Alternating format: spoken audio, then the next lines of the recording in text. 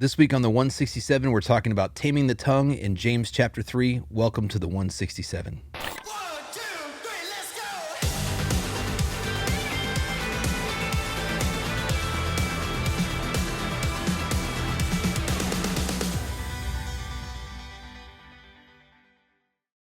Hey, welcome back to the 167. I'm Pastor Lucas, and I'm here with Pastor Rick, Hey, good morning. my lovely wife, Carissa. Good morning. And hey, hope you had a great, happy Father's Day.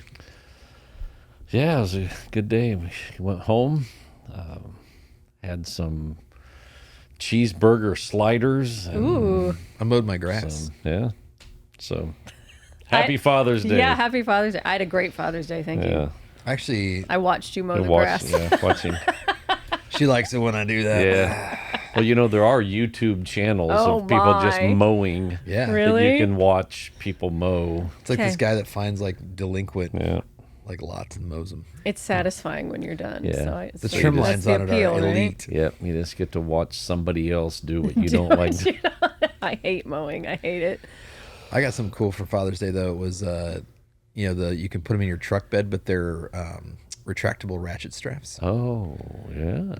Yeah, you're welcome. See, now And they're not the 1 inch, they're the 2 inch. I'm They're gonna. They're I'm the gonna ones that were on his Amazon list. I'm gonna have to ask more, so I can maybe throw that on my Amazon list. There you go. Congratulations. Thanks. I do not. I have the the janky ones that you have lose. to untangle every time. Yeah, that's always a I know. mess. He's always so mad every time he has to get them out. I was just like, I pulled that thing out, and then you push the button, and it just goes zip. I was like, oh my gosh. So I guess next So week we'll nice. have to preach on envy. And Yeah. I'm envious of your retractable ratchet strap. Although you are looking for tips on how to install them best, right? To get the best usage. So I think I got it though. Okay. But the think I bigger found it. question is, do you ever use a ratchet strap? So that's the now you got But- you have to. It's like I still don't own my own ball hitch. I just borrow the one from the church There you go. works. because usually I'm hauling something for the church. And now if you need it, you have it. All right, so we do want to talk about man things today. Yeah. We want to talk Man about things. man things. Oh, great. I'm so glad I'm here for this then. And this is also why you should, if you're listening to us, you should flip over to YouTube and watch it because you can see that Pastor Rick has not shaved his. He sculpted it. I sculpted it. Yeah. Sculpted it. There was but- some trimming that happened. but it's still looking majestic.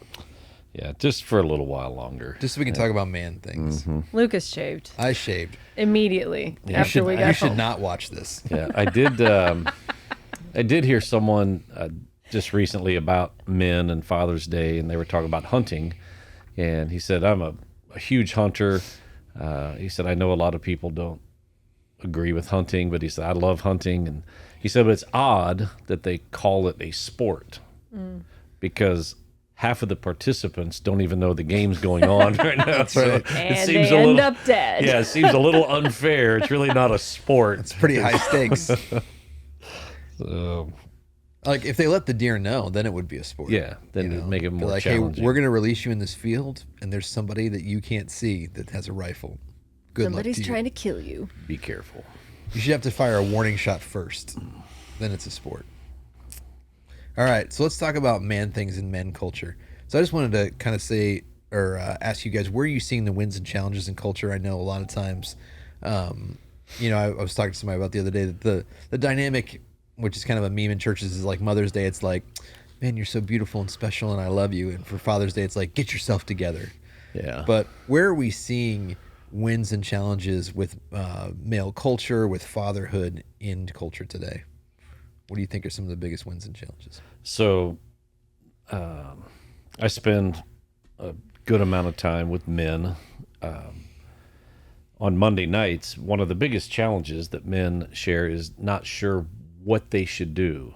It feels like if they act like a man, because 1 Corinthians 16:13 says, be alert, stand firm in the faith, act like men, and be strong. Okay, so it says, well, when I act like a man, then culture is telling me, well, that's toxic. So if I open the car door, am I being a man or am I, degrading, Right. a woman like she can't open her own door? So there's that's the question that a lot of men, younger men especially, have. Like, what's my role as a man? Because there's this confusion. But it's interesting. It's like, even in a culture that looks at masculinity as being toxic, the vast majority of women, when they need a jar opened, you go to a man. Yeah. If there's something high, well, I need to get a man to get, or if there's something heavy, I need to get a man to help me. So, like, logically, there are defined roles, and logically, we understand how God created us.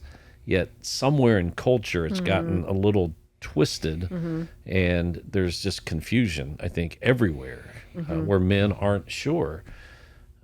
And so some men have to try to prove themselves even more. And there is a line where masculinity can become toxic. Like, Right. you can't Right. deny that. Yeah. But just being a good old-fashioned American deer hunting, door Truck opening, love your wife and treat women with respect, like, that's a good thing. But it isn't always looked at as a good thing in our culture, which is very unfortunate. It is. And I think that what contributes to that is, and you guys know that I kind of have a soapbox about this, but I think that feminism has ruined women. Yeah. And so because women have a skewed perspective of, feminism has taught us that we have to be able to do all the things a man can do, right? Like, you have to be able to take care of yourself. You shouldn't have to rely on a man. And so because feminism has skewed how women see themselves, it has skewed how we see men too, right? And so young men especially, I think, are really having a hard time, like you pointed out, Pastor Rick, in that they don't really know, like, what does a girl want me to do? What does a young woman want me to do? Because she also has been fed this lie that, like, you don't need a man. You don't need him. Like, they're kind of nice to have around sometimes, but, like, you don't really need that in your life. And so I think because of all the things that culture is saying, so not just to men, but, like, also to women about, do we need men? Should we want the help of a man? Should we be able to, fend for ourselves and take care of ourselves and, be strong and independent and girl boss your way to success? Like, some of those things, there's like a little root of, like, maybe there's some good stuff in that, right? Like, yeah, should we be able to do some things? And You should be capable. Yeah. should we be capable? Yeah, we should be capable. But, like, then what's the, so, like, then to know the line of, what's the difference between, can I be capable and independent and strong, right? Like, that's how, so my parents raised me, like, my mom was very much like, be independent, be able to kind of take care of yourself, like, capable wise.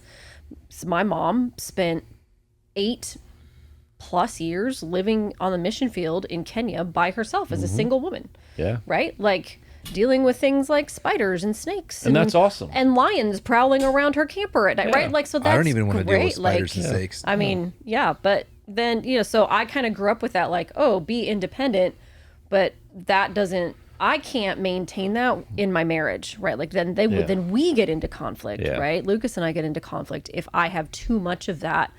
And so I do have him open all the jars. There you go. Throws me a bone every once in a So while. it's really kind of a I side use note. my but ratchet strap. It's really, I thought it was funny, but there's a YouTube thing I stumbled across. You ever stumble across something? Yeah. on YouTube? Yep. It's like, how did I get here? That's all I I do don't on know YouTube. how I got here. It's like, but, oh, yeah. but now I can't stop. Right. Yeah. But it's along those lines where women are offering to help their husbands on a project. Yeah. And the funny, there's a couple really funny ones, but she wanted to help him build something, so he gave her the cordless drill to put a screw in, and she had it in there, and then she was turning by hand Oh, gosh. The the drill. whole drill. Oh, gosh. And he's looking at her Like, with what his are you hands like, doing? what are you doing? See, I think that I goes do know back how to use the drill. Yeah. I do know how to do that. I know, but it scares me. She's I like, know. Every time I'm like, Don't smash your finger. I've once- learned. Listen, I've learned. I will say, hey, I'm going to hang this up unless you would like to do it instead. There. I do like, there's a meme that it showed this woman. She was like, hey, will you hang this mirror? And he goes, she goes, will you explain to me how to hang this mirror? And you can see like lights He's up. like, yes, I would you love gotta to do level that. it. You know, but I do think that men are getting better PR these days. And I think that some of it is, counter programming. But like, I enjoy the memes where it's like, so there's this whole debate that we have daughters at home, and and there's kind of this whole debate between millennials and Gen Z of Henry Cavill versus Timothy Chalamet. And so like all the young girls are like, Timothy Chalamet. I'm like, that guy is like 90 pounds. He sopping could not wet. open your jar of pickles for you, He'd actually. be like, like, sorry, Timothy Chalamet, if you're listening. if you're listening. But like he's got like long kind of, it's just kind of effeminate, and it's like the whole thing where it's like the Gucci models are just all these skinny guys that are really effeminate. And then you have Henry Cavill, which honestly Superman. He's I'm Superman. attracted to. He's Superman, guys. He's Superman, and he's a nerd, and he's like, he's smart, and he's very sweet, and he's a very nice guy.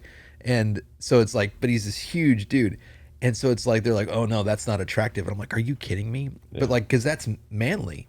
And so it's just this funny debate that's happening, but it's also funny because you're seeing things in culture like, I don't know if you know who JoJo Siwa is. She was somebody who was really prominent in the trans movement. She said she was trans. And all of a sudden she starts dating this guy who's a muscular dude, who's masculine, whatever. And now all of a sudden she's straight and she's wearing dresses and she has a kid and she grew her hair out long and she's not trans anymore. And I'm like, there's just something about not toxic masculinity, but real masculinity that women respond to. And it's like, yeah, I'm done with all this nonsense of, all this feminism and bisexual. Like, there's something visceral in me that calls it. I love those stories because it's just like going, yes, you cannot escape this, that, like you're making yourself miserable. Yeah. So for anyone who's ever questioning where we stand, we are very much pro womanhood, very much pro manhood. Biblical masculinity is awesome. Biblical womanhood and femininity is awesome. So we align with Scripture. We are both fearfully and wonderfully made, and it is an honor to be able to open a jar for a woman. That is, man, nothing makes you feel better. Like, seriously, ladies, if you let him open the jar, it will just make his whole day. So it'll make his whole day. Yeah. So one last thing, that we can move on to James chapter 3. But years ago, Trudy shared with me something she'd read in a book, but it was essentially helping women understand how to communicate with your husband.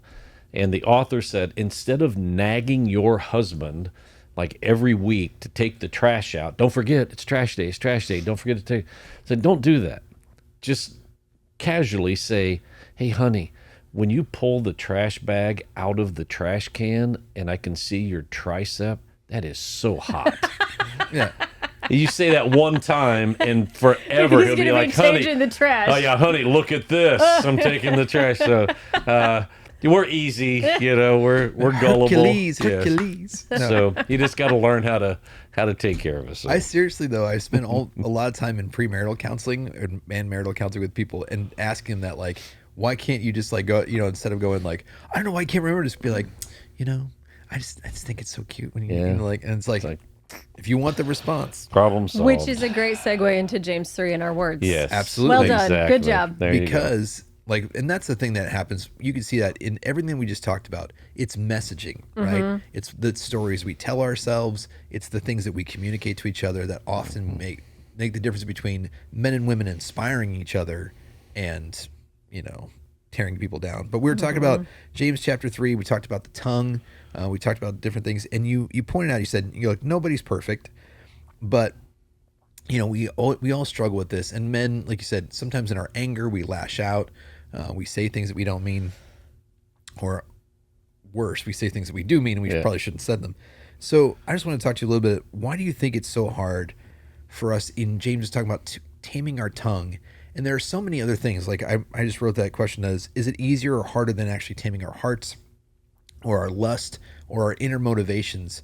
Which do you think is harder to actually just tame your tongue from that, or to actually tame that? And why is that such a struggle for us? Yeah. So from a male perspective, probably. I needed this, by the way. So it also relates, I'm sure, from a woman's perspective, but from a man's perspective, men learn at an early age. I mean, somewhere in our teens, probably we're going through puberty, because up to that point, girls are bigger, stronger, faster, smart. Like they're the development stage. They hit puberty first. But we reach a point in the development stage where we realize that we're bigger, stronger, louder, more forceful. We learn that. And we also learn, and it's not a good thing, but we also learn that our voice is deeper, it's more powerful, it can be intimidating. And so when we get angry, we can, Yeah. and so we learn that we can intimidate people with our words. And we often can get what we want because of our words. It's not a healthy thing, but we learn that pretty early. And so where it becomes dangerous is when men rely on that, and then it becomes abusive. It becomes an abuse of the power that we have. And so so yes, you have to learn to control that, but it's hard because it produces results. Sure. Like, they're not always good results, I was gonna but, say. immediately it Yeah. gets us what we want, and not necessarily what we need or what we should get. So that's a big part of it. Well, I see that as well, especially in sports, right? And we've talked about this in the podcast before, and that was something that was life changing for me when our oldest daughter started playing sports. I was like, okay, what do I need to know about girls' sports? And I listened to this one podcast, and the guy was talking about being a coach, and he had coached boys basketball versus girls basketball. And he said, you know, it's so different because if you're down at halftime, the locker room speech for boys is, you're all worthless, and you better get your stuff together, and you're not doing this, and you're not doing this, and you're yelling, and you're banging lockers, and you're speaking, like I said, very forcefully.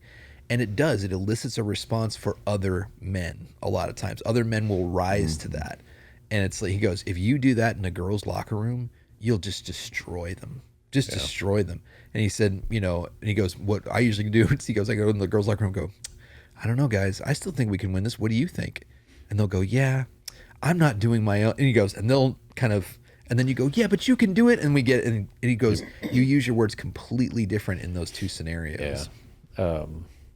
So yeah, you just have to learn, what words to use, and words are powerful. I mean, they just are.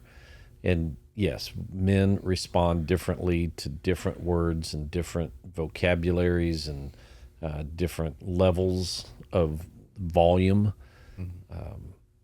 Yeah, it's just, but again, you have to be painfully aware of that.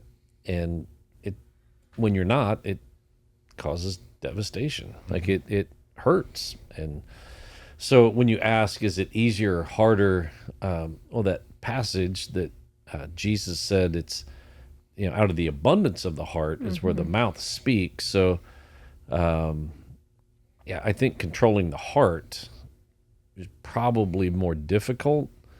The tongue just kind of does what the heart spews out. So, the hard part is making sure that your heart is full of the right things.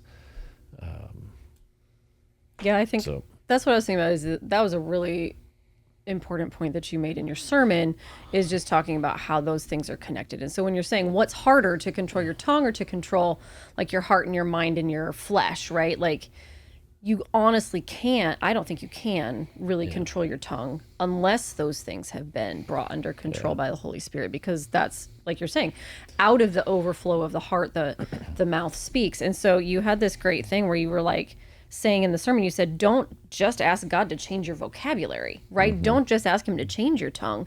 Like, you have to get at the root of that. Why are you saying those things? And Lucas and I, like, we actually, this is one of our fights that we have sometimes, where I'm like, you get in these moments when you're in a heated thing, right? Like, you're having a disagreement and like, you just want to say a thing, right? I just want to say it, and it's really not great. It's not ugly. And so he has called me on that before, and he's like, so my deepest fear is that you actually believe that. And so once you say it, it's there, Yeah, right? And yeah. like, it usually is a reflection of something you have allowed yourself to believe. You have allowed yourself to think is true. And that's why it comes out of your mouth.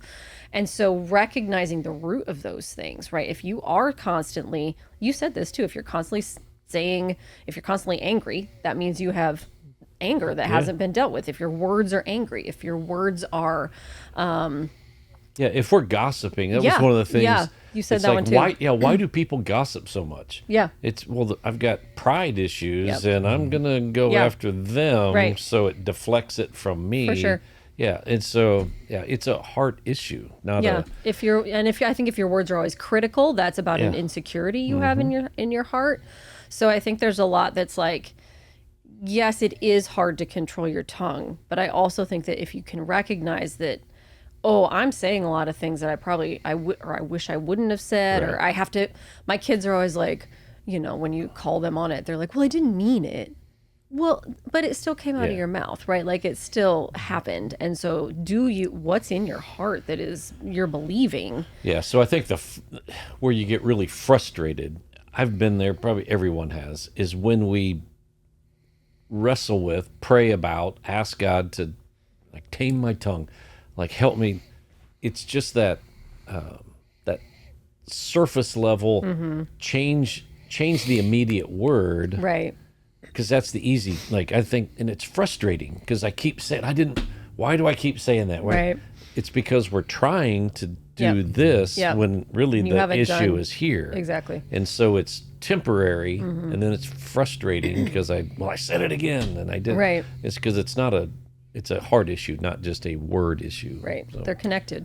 Yeah, it's almost like if there's a direct line from your heart to your mouth and it doesn't bypass your brain or it doesn't bypass your mouth and hit your brain first and then come down, there's a real problem because I think that you can feel things, right? And Sure. and you could say that to somebody, I feel frustrated Right. about this. Right. But what happens is you feel a certain way in your heart and then you speak it and it as a certainty, right? Like you feel like, oh, I feel like you don't actually love me. And then you go, you don't even love me. And it's like, no.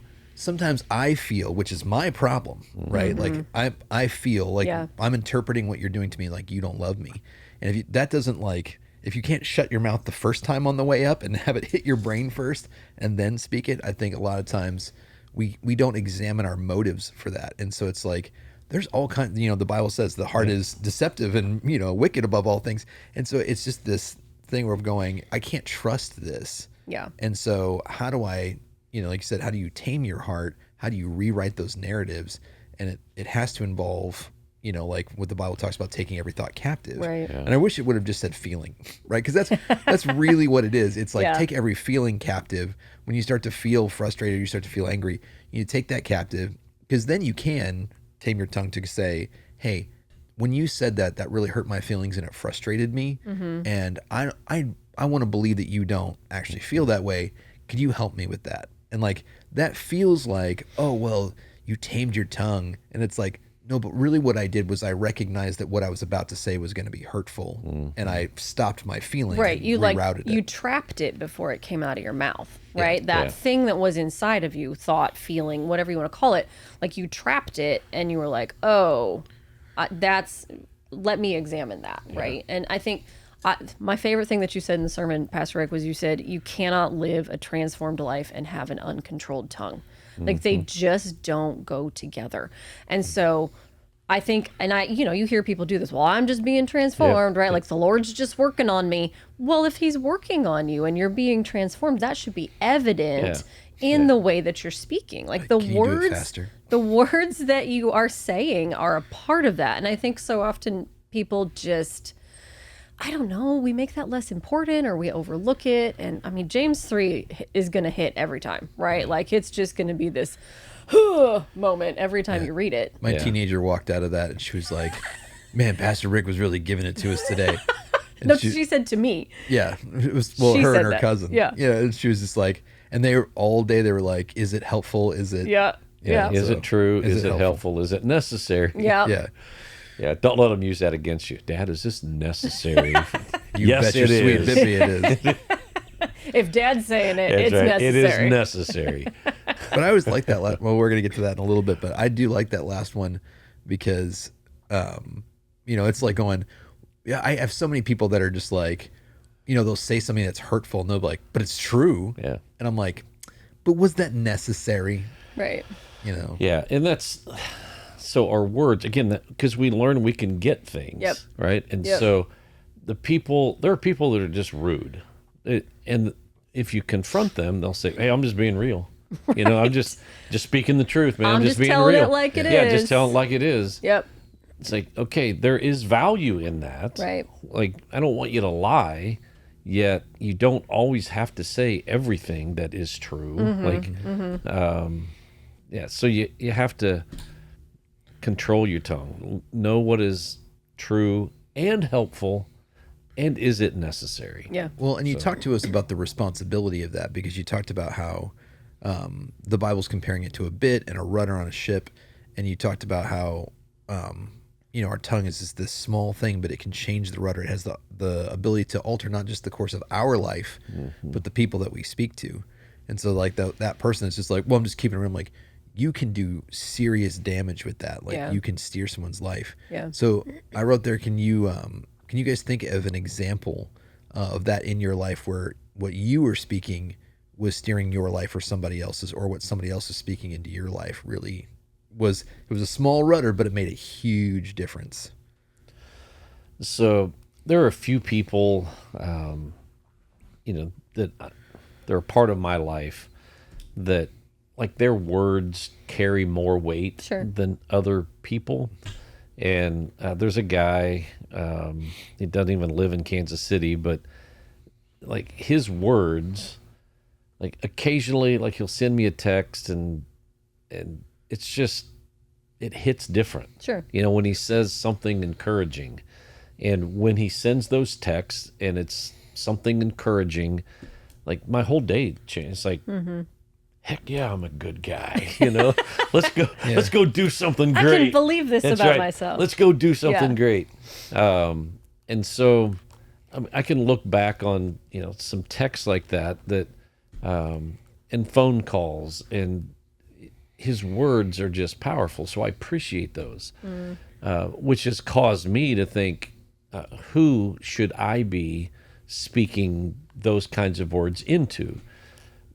I don't have a lot of weight in some people's life, but there are others who I have more weight and impact.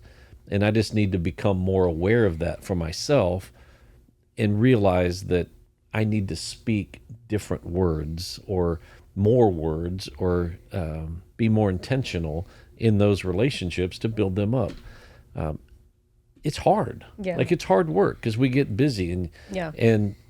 we're all guilty of thinking things but not verbalizing them.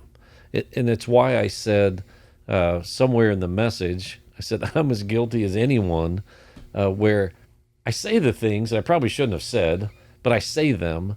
And then the things that I really should be saying, I just keep them in my head. And it's like, oh, what a great guy, that, what awesome stuff. And man, that was a good thing. And it just stays in my head, and I don't tell them that. Yeah. And so, yeah, so in my life, there are some men who, when they speak, it's so encouraging and so powerful to me. It's uplifting. And so it just inspires me to, okay, I need to think more fully about the words that I say or should be saying to other people. What about you, Chris? I will tell on myself a little bit here. We have teenagers, and so I catch myself.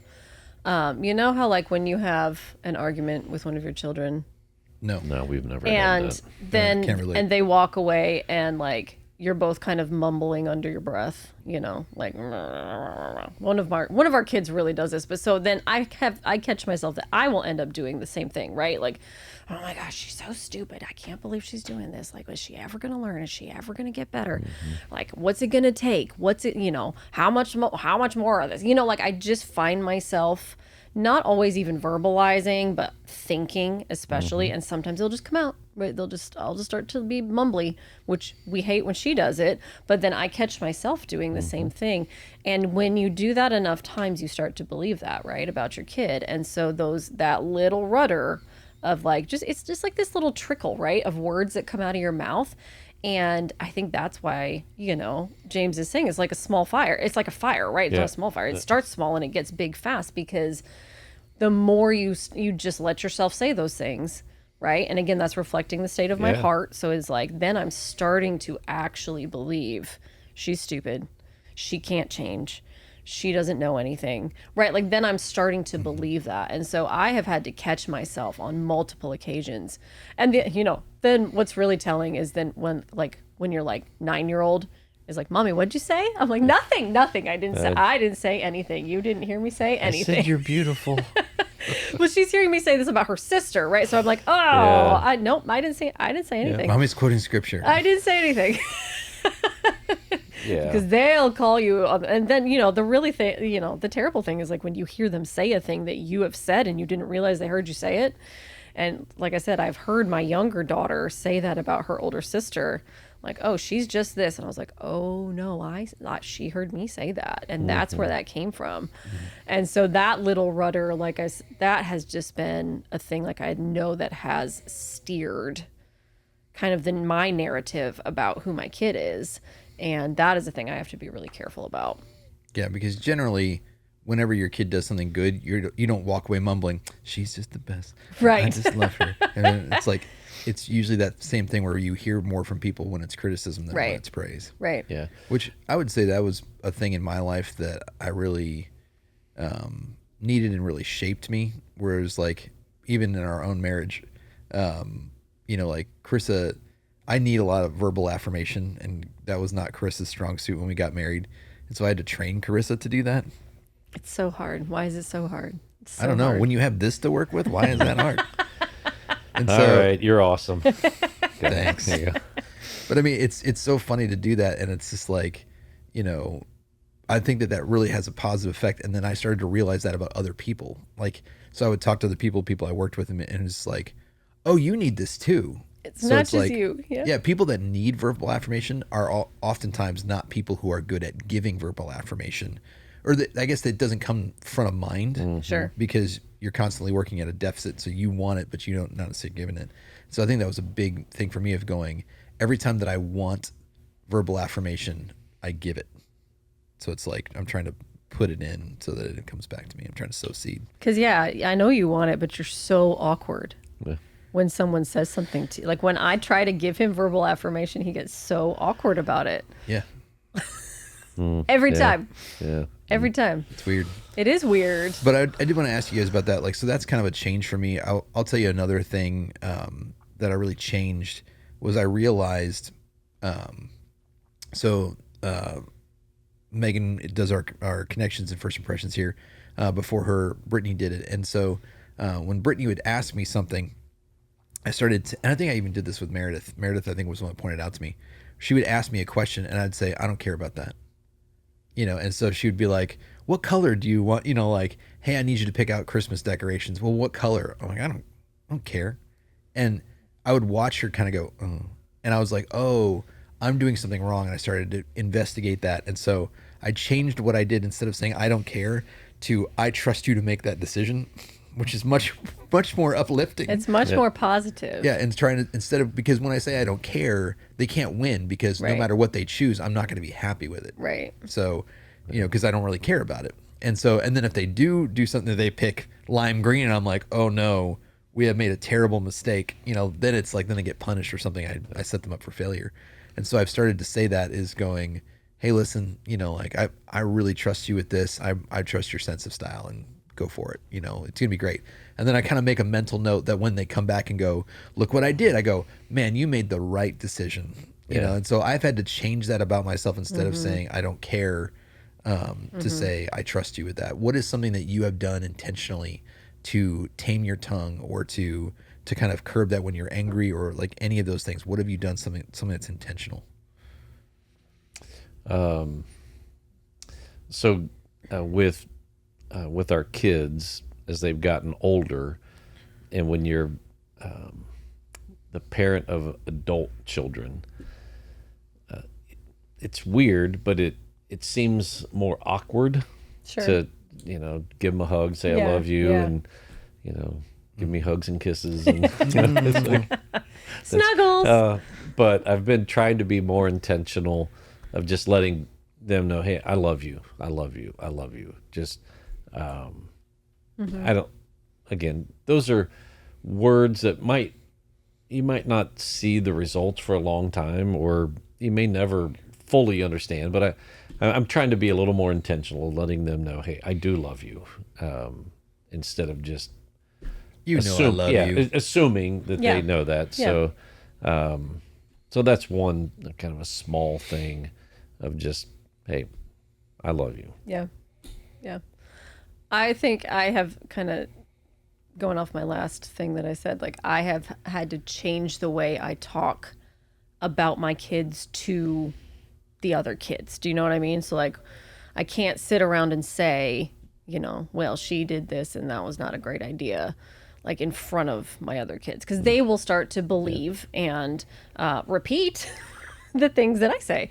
So, even if I think maybe someone didn't make such a good choice, one of the girls, like I can't say that to the sisters, right? Like Praise in public and praise in public, and and there are teenagers especially are really sensitive about, well, how come she never gets in trouble? And we always tell them she does. We just don't do it in front of you. Yeah. Right. Because we don't want them to have, for me, it's kind of like, I don't want you to have ammunition against your sister. Right. Yeah. So it's like not giving them a false narrative, not giving them a way to criticize or attack each other. So I have had to make a choice to speak positively about my kids in front of my other kids. Does that make sense? Mm-hmm. Yeah. So I think that's one that I've been doing lately. That's good. I do think that matters because we've talked about this before, that I think the more intimate you are with people, like the closer you are with people, it's family, the closer your friends get, there is this expectation that the more we are friends, the more raw I get to be, right? The more unfiltered I get to be. I can take off my filter. If we're really close, I don't have to be filtered. Yeah, I can say terrible things to my spouse because I'm being authentically me. And so how can we advise people to have wisdom in those moments about still what is appropriate to say? How do we uplift people? How do we still tame our tongue, with that expectation of, yes, when you are more intimate, you should be able to say different things, harder things. But how do we have wisdom in those moments to know, like when you're asking, is it helpful? Is it like to have that wisdom to say, maybe I should just keep my mouth shut? Yeah. So, I think those three questions can guide your life, your words. So again, is it true? Yes, like it is true. Well, is it going to be helpful for me to tell you? Well, if it's not helpful, then why would I say it? Sure. Right? What is the point? Well, is it just to make me? Yeah. Is it just to make me look good so I can say, "See, I was right. And this is true." So sometimes you have to not say, the old saying, "If you can't say something nice, don't say something, or don't say anything at all." Which I prefer I think it's a quote from Steel Magnolias, which is, "If you can't say something nice, come sit by me." Yeah, there you go. You can't say something nice about other people. So is it true? Yes. Well, is it going to be helpful? Probably not. Okay, we'll just put that in your pocket. Just don't even say it. Is it necessary? Absolutely not. It's going to, no, this is not necessary. Well, don't say it. But going through those steps takes some time and effort. And we don't like it. We just like to say whatever we think. Yep. And it makes us feel good. And we don't care about the other person. Which, again, the entirety of Scripture, so you look at the whole thing and it says, well, we should consider the other person as more important than ourselves. And so am I saying this just so I can prove that I'm right? Right. Or am I saying this because it's really going to be beneficial, helpful for you? And if it's not, well, I don't care if I'm right or not. I'll just keep that here. And so, I don't know. Just those three questions, I think, are very, very helpful if we can learn to use them. And I'm speaking to myself. Right. Sure. Yeah. I agree. And it's the truth with love, to coat the whole thing in love. And I've had to examine my motivations. So it's like that. Is it helpful? Is it helpful to me? It's like if I go, well, what's true about you is, you're rude when you do whatever. Now I'm going to help you by pointing that out to you, right? Because then you won't be rude anymore. And I think this is necessary because it's annoying to me. I'm like, that's not going to come out very well. Right. But if I'm looking at you going, man, hey, I just want to let you know that when you say the certain things to me, like it really comes off kind of abrasive. And I know that's not you. And I don't want anybody else to think that you're rude or abrasive. And so I just wanted you to know that because I think maybe you're you're coming off in a way that you're unaware of. Like that is a completely different conversation than, hey, you're annoying and I'm telling you because that's helpful. Like to coat the whole thing, not in the motivation of I want this to stop, but hey, I'm really concerned about you, then your reputation and the fact that you seem to have, is there some anger behind that? Like what's going on behind that? Yeah. So, yeah, in a Pollyanna world, like it would be awesome if it always worked, that. So it would be beautiful if you could go to your child and say, hey, the decisions that you made are not wise decisions. And it could Really, cause, Father? it could cause other people to think that you are stupid.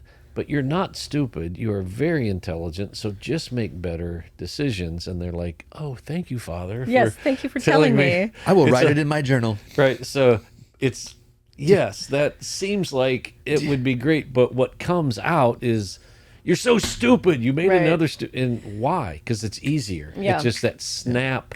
It takes a lot more effort to go through. And when we lash out, again, we've learned I lash out, I get an immediate response. Sure. Not always a positive one, but I ended the debate. I ended the argument. Yeah. I won. You go to your room. Yeah. I'm the victor. And it's not helpful. I think too, like what you're saying, even if you do that first part, you cannot control the other person's response, right? And so that's when we really get ourselves into trouble. Is we'll say, okay, I'm gonna think through this. I'm gonna ask myself these questions. I'm gonna approach this conversation really, really reflectively. I'm using wisdom, and then the other person does not respond or react the way that you anticipate or the way that you want them to, And it's like, well, now I'm taking the gloves I was gonna off. say, then it's that second, that second time it comes back to you, like that's when it's really critical, right? Like for most of us, I think you can handle yourself well once, right? Yep. Maybe twice. And we talk about this a lot. Like the longer you talk to one of our daughters, the more frustrating it gets, and the more you're just like, oh my gosh, stop talking, right? Like I have to walk away at a certain point, right? Because I'm like, I can't maintain, right? I can't keep saying, is it true? You are Is it damaging my helpful? Is it calm. necessary? I just, I don't I've care reached that a it's max, helpful. right? Like I don't care anymore, right? So it's like that and I think sometimes we walk into situations saying, oh, I've prepared myself. Is it true? Is it helpful? Is it necessary? And then it doesn't go away, and then we're right back in that. My tongue is a fire, Now right? it's Like even my more tongue necessary. now the fire's hotter, and it's gonna burn down even more because I tried that, but it didn't really work.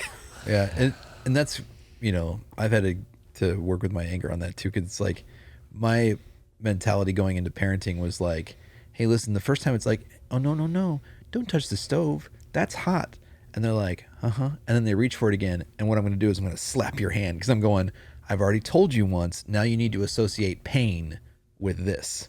And it's like, and we do that verbally where it's like, I've warned you once, now I'm going to slap you. Yeah, I'm going to use my tongue and I'm going to use my words to make it painful for you. Yeah. I'm going to say, you're an idiot. I don't know what I'm going to degrade you in some way so that you go, maybe I shouldn't do that again because that didn't feel so good. Right. I'm like, I would rather you just spank them and be done with it, because it's easier to recover sometimes from a spanking than it is from a verbal lashing. Yes. Yeah. Yeah. So the last question I kind of have here is when you're in a verbally toxic environment, that could be at work, it could be at home, you're in an environment where people are using their words in bad ways and you're kind of raised in that.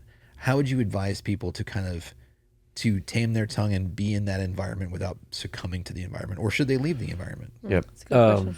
So after, I think, second service, I don't remember. I think it was after second service, a young man, I think he's part of your next ministry, but he came up and he said, hey, can I ask you a question? And he asked me about coaching. So he said, I've been coaching some younger kids in sports. And he said, sometimes, you got to be aggressive and you say things. So should I not do that? Should I? And I said, well, it depends on how you're using it. And I told him I coached my kids in sports all the way through high school for some of them. And I said, I get it. I've been kicked out of basketball games before. That's a proud moment, but got a technical foul, and then gosh. I couldn't stop talking Yeah. to the official because, well, mainly because I was right. Of course. I mean, that was Of the course bottom you were. line. Was it helpful? And- It should. I mean, yeah. Well, I wanted it to be helpful. Yeah. yeah. And it was he needed to defi- be correct. and it was definitely necessary for him to understand, right? And so I It was just kept- true. I kept pushing it and pushing it, and so I said I was out of line, but I couldn't stop in the Yeah. moment, and so it got me kicked out of a basketball game, and so yes, you have to be aware of what you're saying, but when you're coaching these students, these players, sometimes you have to get a little aggressive. I mean, you have to prove a point. You have to let them know. But you should also always follow it up with some praise and some, so you don't just tear them down and leave them down. Like if they're doing something wrong, you point out what's wrong and why they should do something different. And then you praise them and you build them up for what they are doing right. And so it's a balance. So, our words are both for good and bad. Right. And so if you're going to, point out a deficiency, we'll also look for something that they're doing great and highlight that, help them improve over here, but really build them up in another area. So if you're in an environment where, man, this is toxic, well, if there's no praise coming back and it's all just you're terrible, you're horrible, you're rotten, you're like, well, that's not a healthy environment. So sometimes you can't get out of that just to walk out. So you have to work at trying to change that. And there's no good solution if you're in a marriage and your spouse is just verbally abusive, you can't change them. Right. And you can point out if they choose not to change, Right. that puts you in a really tough place of how do I manage this? And I understand that. You can't just, check out. They're there. Right. You have to listen to it. So it's a painful thing, but you can control how you respond back. Yeah. And sometimes you can change an environment by what you say in response. And so that's what I would focus on initially is how am I responding, and am I responding with words that are more appropriate, words that are building up, not tearing down. And again, if that environment then still doesn't change, okay, well then, yeah, it's going to require some other things that we just don't have time in this podcast to dig in. And Right. Sure. So, Yeah. I think that's true for, I was thinking about too, even, kids, teenagers, students who would say, oh, my parents are verbally abusive. I think there's a... oh, and by the way, no is not abusive. Like Right. when you say, hey, Right. I'm using my words. Also- no, you can't. You're abusive. No, Yeah, I'm just yeah. telling you. Also, no. if you are constantly rebellious and disobedient, it's not their fault. You can't yell that. So But- I'm sorry to interrupt. No, I but think there's a lot of clarifications I think to make, and I do think people use the word abuse in ways that are inaccurate. But if you're maybe a young person and you feel like my parents are verbally abusing me, and it's legitimate, right? I would first thing because then you actually can't leave, right? And Yep. so just to say, I would challenge you to examine yourself. How are you responding to that? Yeah. And that's not to say you have to sit and take it, right? But it's to say examine yourself first. Like, are you shouting back? Are you getting defensive? Are you acting out in rebellion? Are you being disrespectful? Like, those are things to look at first before, right? Take the log Yes. out of your own eye before you start, really telling yourself this narrative of my parents are verbally abusive, or my spouse is verbally abusive. Like, first examine yourself. And that's not to say, right, it's your fault. Like, that's not to put blame on any one party there, but just to say, the only person I can really control is myself. Correct. Right? Yeah. The only person I have any possibility of changing is myself. And so the way that you respond to just what Pastor Rick said can be a force for change in that environment. And so again, we're not going to get into all the counseling and everything, but that's a great first step to work on. If my environment is feeling verbally aggressive, verbally toxic, verbally abusive, first examine yourself. After that, seek help, right? Like, and this is a thing we say to our teenagers all the time too. It's like, you don't have to solve the problem. You have to find someone to help you solve the problem, right? And so that's what I would say to most people. Like, seek help after that.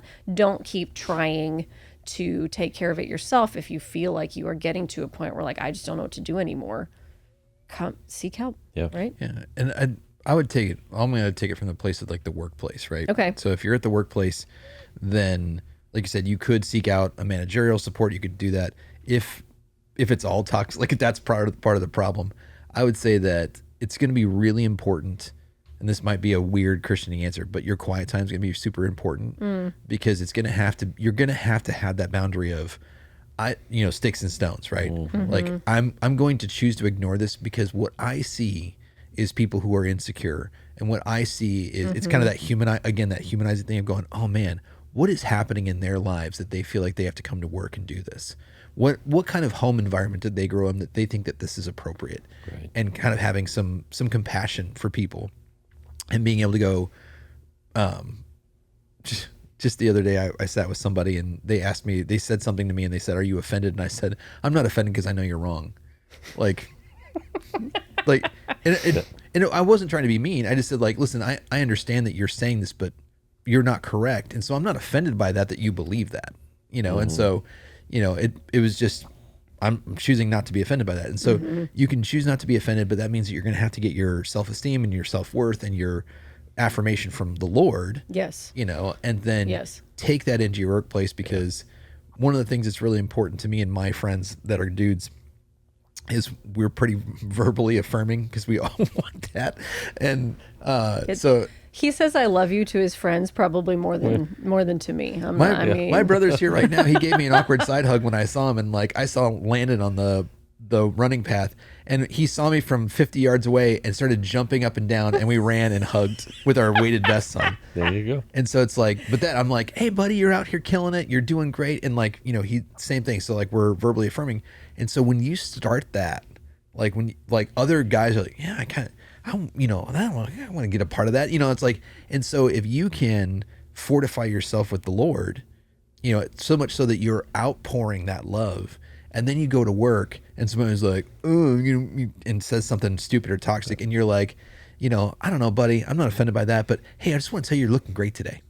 And you start to do that, I think that you will see a shift in the culture because people will like that, and it's like, and there'll probably still be some holdouts because whatever's happening in their home life and their whatever. Yeah. But it's like, I think that you'll start to see some people that will be your people that will come on board with that you're being positive, you're using your words.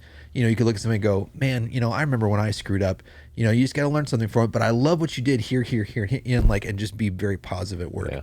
I think you'll see some people respond to that. I think that's a good example of, a lot of times we read James 3 and he says, oh, the tongue is a rudder, the tongue is a bridle on a horse, like it's the bit in the horse's mouth. And we assume bad things, right? Like our tongue, it doesn't take much for it to go bad. But what if it also doesn't take much for it to turn good, right? Yeah. Like what if that first small thing that you start saying, what if that catches on? What if that starts steering the ship in a different direction?